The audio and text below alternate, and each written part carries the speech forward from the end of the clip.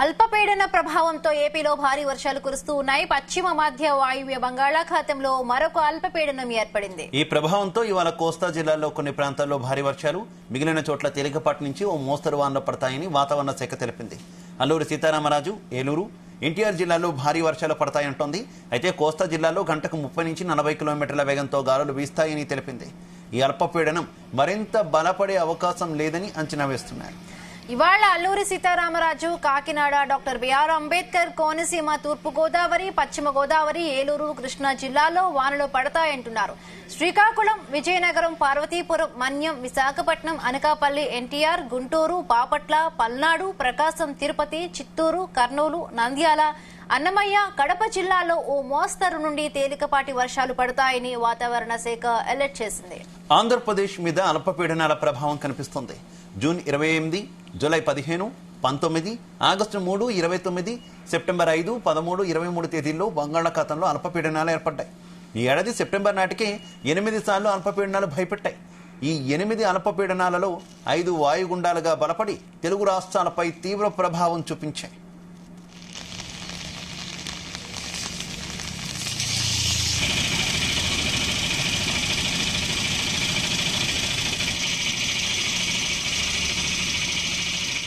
అల్పపీడన ప్రభావంతో ఏపీకి భారీగా వర్షాలు ఉండబోతున్నట్టుగా వాతావరణ శాఖ తెలుపుతోంది. రైట్, దీనికి సంబంధించి మరిన్ని పూర్తి అప్డేట్స్ మా ప్రతినిధి ప్రసాద్ అందిస్తారు. ప్రసాద్. నిన్న సాయంత్రం నుంచి కూడా వర్షాల ప్రభావం కొనసాగుతుంది ఆంధ్రప్రదేశ్ అనే కోస్తా జిల్లాల్లో. చూస్తే కనుక ఇవాళ ఉదయం నుంచి కూడా పలు జిల్లాల్లో భారీ వర్షాలు, మోస్తరు వర్షాలు కూడా కురుస్తున్నాయి. ఇది చూస్తే కనుక ఇది వరుస అల్పపీడన ప్రభావాలు ఇదే సాధారణ జనజీవనం దెబ్బతింటుంది. అదేవిధంగా లోతట్టు ప్రాంతాలు కూడా ముంపు బారిన చిక్కుకుంటున్న పరిస్థితి అయితే ఉంది. ముఖ్యంగా ఇవాళ ఉదయం నుంచి కూడా కాకినాడ జిల్లాలో భారీ వర్షం కురుస్తుంది.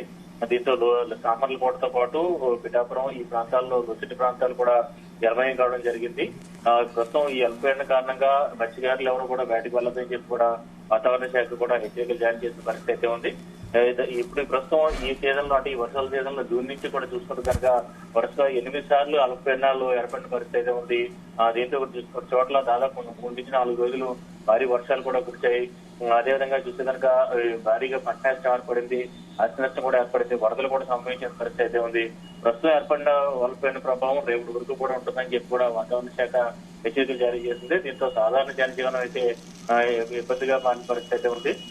ఇప్పుడు ప్రస్తుతం చూస్తే కనుక ఇటు కాకినాడ జిల్లాతో పాటు అదేవిధంగా అల్లూరు జిల్లా, అదేవిధంగా ఇతర కొన్ని జిల్లాల్లో కూడా ఈ వర్షం ప్రభావం కూడా ఉంటుందని చెప్పి కూడా వాతావరణ శాఖ తెలిసిన పరిస్థితి అయితే ఉంది.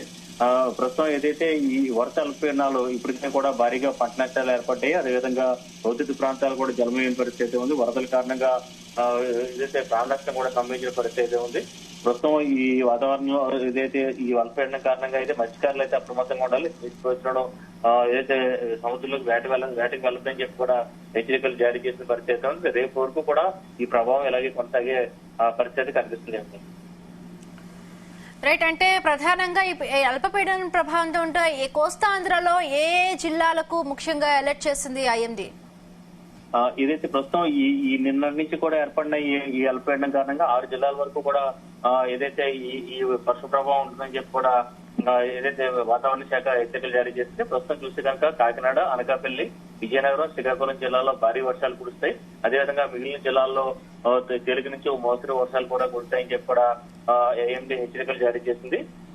దీంతో తీరం వెంబడి ముఖ్యంగా బలమైన గాలులు వీస్తాయని చెప్పి కూడా హెచ్చరికలు జారీ చేసిన పరిస్థితి అయితే ఉంది. ఈ ప్రభావం ఖచ్చితంగా ఈ కాకినాడ జిల్లాలో ఈ ఉదయం నుంచి కూడా ఈ ప్రభావం కూడా కనిపిస్తుంది. కొన్ని చోట్ల అయితే భారీ వర్షాలు కూడా కురుస్తున్నాయి, తీరం వెంబడి గాలులు కూడా వీస్తున్నాయి, లోతట్టు ప్రాంతాలు కూడా జలమయం అవుతున్నాయి. రేపు వరకు కూడా ఇది వర్ష తీవ్రత కావచ్చు, లేదంటే ఇది గాలుల తీవ్రత కావచ్చు, ఇలాగే ఉండబోతుందని చెప్పి కూడా హెచ్చరికలు జారీ చేసిన నేపథ్యంలో ప్రజలు అప్రమత్తంగా ఉండాలి. ముఖ్యంగా లోతట్టు ప్రాంతాల్లో వారు అప్రమత్తంగా ఉండాలి. వాగులు అదేవిధంగా ఇతర కాలువలు కూడా పొంగే అవకాశం అయితే కనిపిస్తుంది. గత వారం కూడా సంభవించిన అల్పపీడనం కారణంగా భారీ వర్షాలు కూడా కురిశాయి, వరదలు కూడా సంభవించిన పరిస్థితి అయితే ఉంది. ప్రస్తుతం రేపు వరకు కూడా ఇదే రకంగా వాతావరణం ప్రతికూలంగానే ఎలా ఉండబోతుంది, వర్షాలు కూడా కొనసాగుతాయని చెప్పిన పరిస్థితుల్లో లోతట్టు ప్రాంతాల ప్రజలు కావచ్చు, లేదంటే ఇటు మత్స్యకారులు కావచ్చు అప్రమత్తంగా ఉండాలని చెప్పి కూడా హెచ్చరికలు జారీ చేసింది.